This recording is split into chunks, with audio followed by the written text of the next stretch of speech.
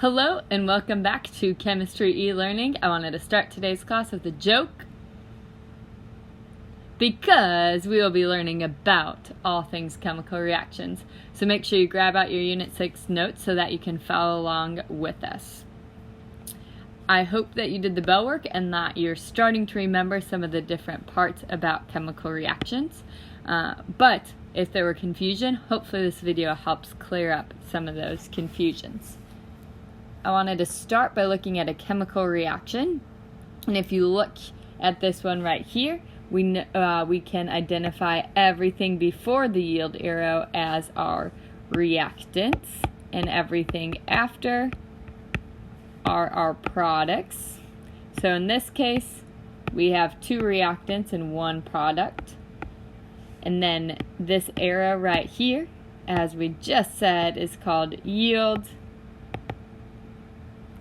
And we will dive into more of these things. The number in front of your element is called a coefficient. And then each of these small numbers is our subscripts. Our subscripts tell us how many atoms in each compound or molecule. And then the coefficient tells us how many molecules of each of those we have. So in this case, we would have 2 molecules of magnesium oxide. Moving right along, we talked about how do you balance a chemical equation. And I always said make sure that you write your inventory. So on your left side, on your reactant side, you have 1 lithium currently and 2 lithiums on your product side, because this is 2 times, you have no number in front here, so it's 2 times 1, which gives you 2 lithiums. And then we have 2 oxygens on your reactant side because you just have your 2 times 1. And then on your product side, you have 1 oxygen. So I noticed my lithium and oxygen are not balanced. And in order to balance my lithium on my reactant side, I could put a 2 in front of it. So now I have 2 times 1, because if there's no number, we can assume it's a 1. So then this is 2 lithium on your reactants. We still have 2 lithium on our products right now. I notice my oxygens aren't balanced. And in order to balance my oxygens, I put a 2 in front of my lithium oxide. So then that changes it to a 4 lithium, because I have 2 times 2 is 4, and then 2 times 1 is 4 as well. But now my now my lithiums are not balanced because I have 4 on one side, 2 on the other, so I actually can change this again to a 4 to get. I now have 4 lithiums over here on my reactants, 2 oxygens on my reactants, 4 lithiums on my products, and 2 on my oxygens. Just a reminder that you can only change the subscripts once you have a chemical equation and you've crisscrossed, you figured everything out.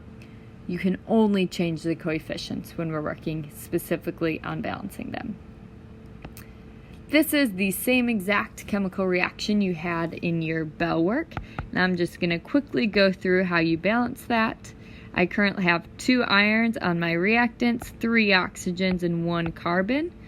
Over on my products, 1 iron, 1 carbon, and 2 oxygens.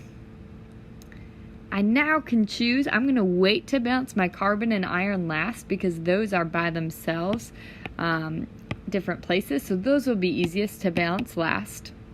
So I'm going to dive in and start looking, how could I balance oxygen?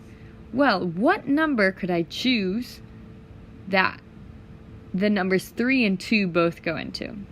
Well, 6 would be that answer, because 3 times what gives me 6? 2. So I can add a 2 in front of my coefficient here. So I now have 6 oxygens. But that also changes how many irons. I now have 4 irons.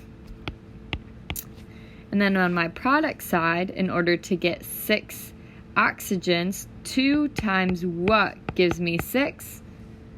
3. So I can put my 3 as my coefficient here. And notice that also changed my carbons. So I now have 6 oxygens, and now I have 3 carbons. So now I can go through and change my others. I can put a 3 here and a 2 here. I'm sorry, a 4 there to get 4 irons on each side and 3 carbons. We're now going to think about how would I classify these reactions? Well, we have several different types of reactions. We have synthesis, double replacement, single replacement, combustion, and decomposition.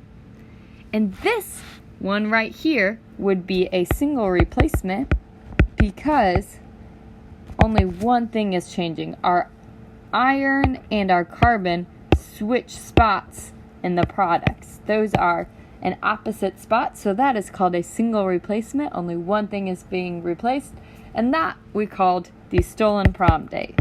So we had those fun ways of remembering it, and that is one way we remembered that there. Refer to your notes if you have more questions on the different types. We'll also talk about, in your notes you had magnesium oxide, and you had, or in your bell work you had to determine what type of reaction that was. And this type of reaction would be synthesis. We have two things coming together, just like in a thesis paper, you have many ideas coming together. And that's how we remember that. We next talked about predicting products. I'm going to pause through there. So predicting products. The first step is we need to figure out what type of reaction do we have here. Well, since we have one element by itself and one compound, we know that this is going to have to be a single replacement reaction. And what is going to switch? Well, my silver and my nitrate are going to be the ones that switch. So I'm going to do AgNO3 plus Na. I'd have to check my charge on silver as well as nitrate and then go back and balance. This is an example that you saw on your bell work. So if you have AgCl, well, I have one compound, and if I look at my notes, I see if I have one compound, that would be decomposition. So I'm going to do, that means they are breaking apart, so now it's Ag plus Cl, and I have to ask myself, are there any diatomics? And a diatomic is one of these highlighted elements that can never be alone. They must always exist as a molecule, and I see that Cl is a diatomic, so then I have to have Cl2. Ag is not a diatomic, so it is good how it is. Then I would quickly balance my equation because I see I have two Cl's on my products but only one on the other side. So therefore, to balance it, I could add a 2 as a coefficient in front of my AgCl, 2 in front of my Ag, and now everything is balanced. Moving right along, here is a synthesis reaction. Because I have two elements, they will come together to become NaCl. I don't have any elements by themselves, so I don't have to worry about diatomics. But now is when I have to do my crisscross charges, where I have to look. Well, the charge on Na is +1, and I get that by looking at my periodic table of elements, and everything in that first column, or first group, is going to have a +1, and then Cl, everything in Cl's group has a -1. Make sure you refer to your periodic table of elements that you highlighted and wrote the charges for if you need help with that. And that is when I crisscross my charges, and NaCl, the charges cancel out, so it will just be NaCl. A little joke for you here is just a reminder, Na plus 1 is called a cation. So here is a beaker of some cations, or positively charged ions. Ha ha ha. We can now balance this reaction right here. Show my inventory, NaCl. Well, I notice my Cl is not balanced. If I put a 2 here and a 2 here, I have 2 sodiums and 2 chlorines on each side. We ended this unit by looking at how can I take words and write a chemical reaction from it. So, this example here, nitrogen gas, on the periodic table of elements, I see nitrogen symbol is just N, and that reacts with, I can put a plus, So nitrogen, I put an N. Reacts with is just a plus.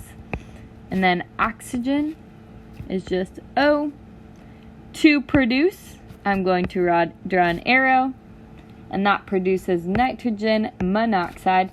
Mono means I have one oxygen. So now I go through and I can write that all together. N plus O yields NO. But I need to think back to my diatomics, and I see, well, nitrogen and oxygen are both diatomics, so it actually needs to be N2 plus O2. So now I need to put a 2 here to balance out. That concludes this video review of Unit 6. If you still have questions, make sure you look at your notes as well as email your teacher or attend their virtual office hours. Make sure that you finish the quiz. Your teachers will be checking that for accuracy and making sure that you're on the right track. Enjoy these next few days of e-learning. Thank you.